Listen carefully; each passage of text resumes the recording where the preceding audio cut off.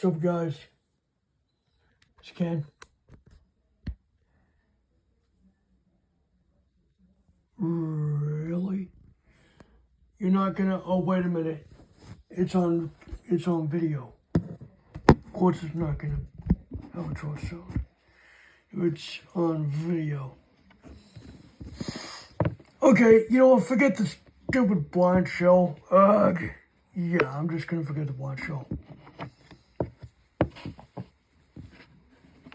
I looked at a video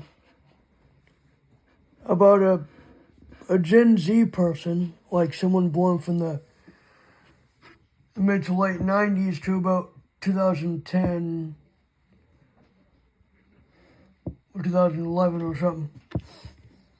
And a person that was born in the early 2000s actually got a flip phone that actually has accessibility. And yeah, I know there are some that do.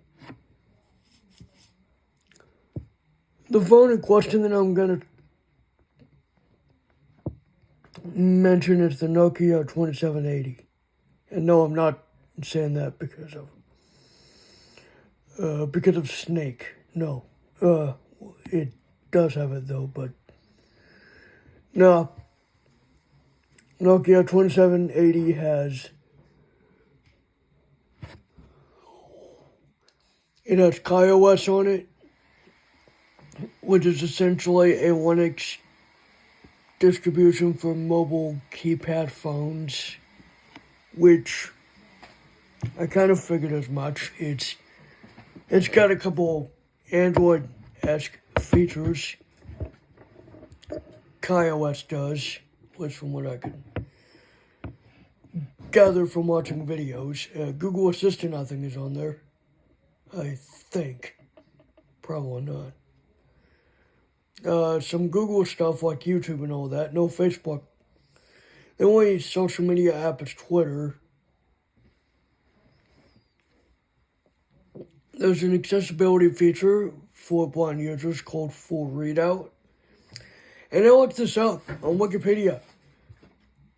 Depending on the model of phone, you got accessibility out of the box. And how do you activate it? You just press the left software key button.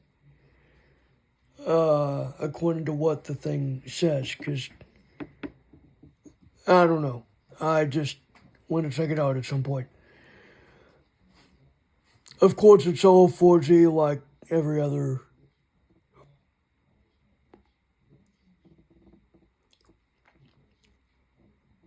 flip phone.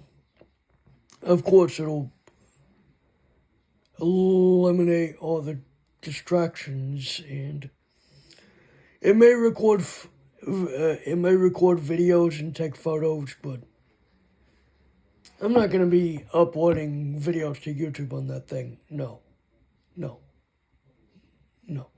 I'd use an iPhone for that. And the full readout screen reader uses Vox Pico. Yeah, remember that old Android TTS engine from the original TalkBack days? I sure don't, because I never used it.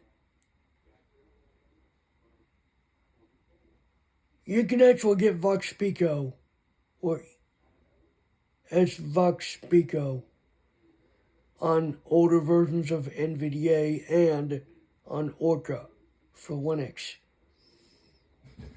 You can, basically you can get it for older NVDA versions all the way up until 2019.2.1. Now, I'm not sure if you can get it for later versions, but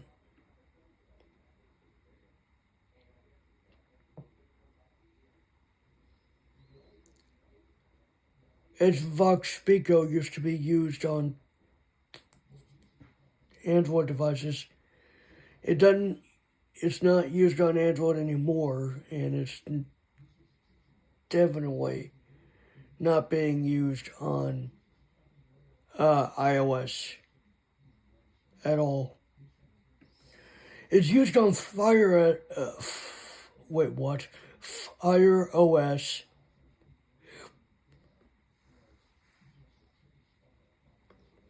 For a brief portion of the setup process.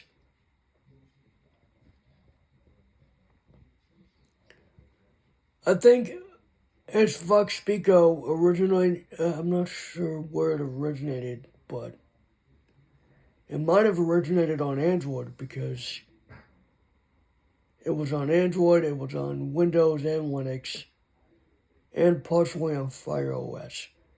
And it's on KaiOS, so I'm good there. Now, if I were to use a phone like that, the Nokia 2780, would I be using it as a primary? Oh, heck no. No.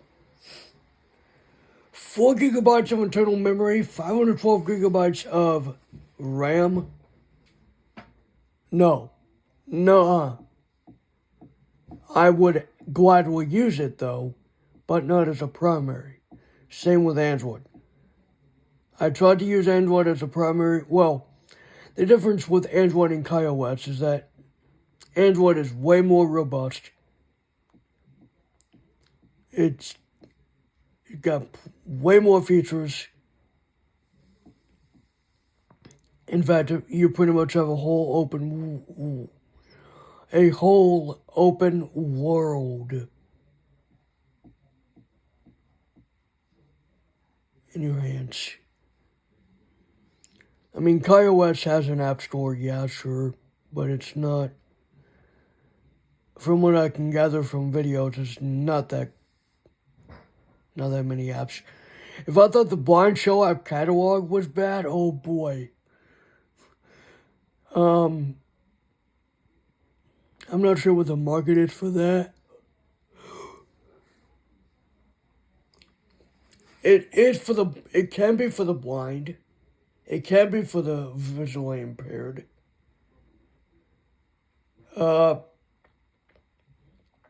However, the phone was released over a year ago, and I'm not sure if they still sell it in Best Buy or whatever.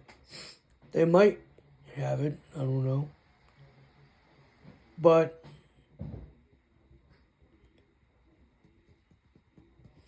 I would probably get that instead of a Blind Shell, now that I think about it. The Blind Shell is like $349, $350. And it has, even though it has more apps, the only social media apps that the Blind Shell has, if at all, you do got YouTube, but it's very limited in what you can do.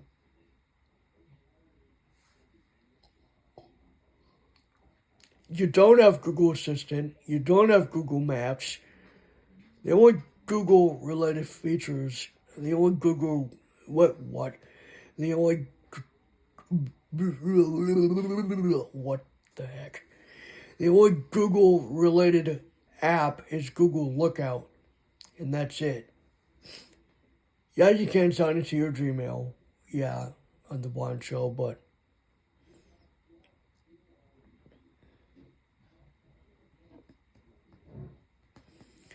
I mean, KaiOS is, I don't know if I should call it mainstream or not. Because in reality, it's not. It's just got a web browser and YouTube and Twitter in the way of like social media. It has, it doesn't have Apple Music. It doesn't have music streaming apps. It has a podcast player. I don't know. It's just something I want to try and do. See if I can eliminate distractions. And if I like it enough, maybe I might use it as a primary phone. Oh, and by the way, it does have Google Maps, which is not the same as the regular Google Maps. It's not turn by turn, and you have to press a button to get to the next thing. and it doesn't say, hey, you missed a turn or anything, which is a bad thing. It has GPS, but it's manual, basically. A manual version of Google Maps. It has Wi-Fi, Bluetooth, 4G connectivity in the web cellular. Yeah. Really thinking, oh, should I do this? Because, honestly, for like, what, $90 or $100?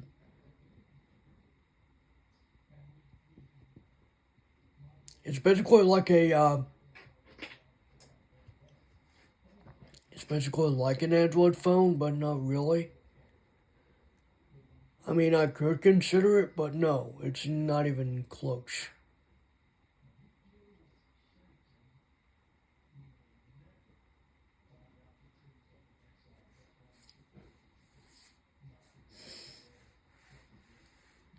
I mean, I guess I could call it a mainstream OS.